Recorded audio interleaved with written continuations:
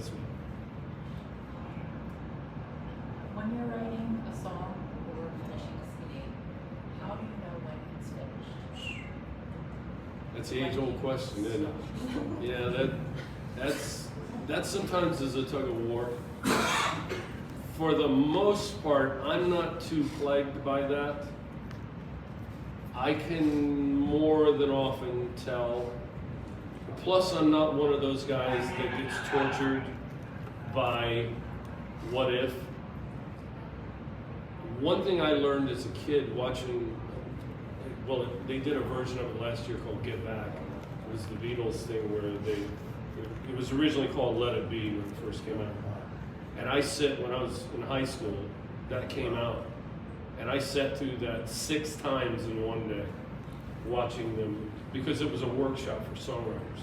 And they showed you how to take a song, do it fast, do it slow, do it reggae, do it rock, turn that song inside out, let it start talking to you.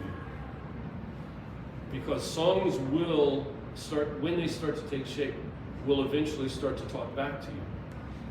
And the trick is to learn to listen and get out of the way. So watching them put on this workshop was really, was a master class of how to write songs. So usually by the time we go through that process, I'm pretty satisfied, and for the most part, I've never, like I said, been too plagued by it. There's one thing that has mildly bothered me since the first album. Love Machine. Love Machine, I originally wanted to put a B3 organ in the verses, and I know this is kind of a minor thing, but to this day, when I hear that song and I don't hear that B3, I'm kind of reaching for it. But that's one of the few things I've really been plagued by.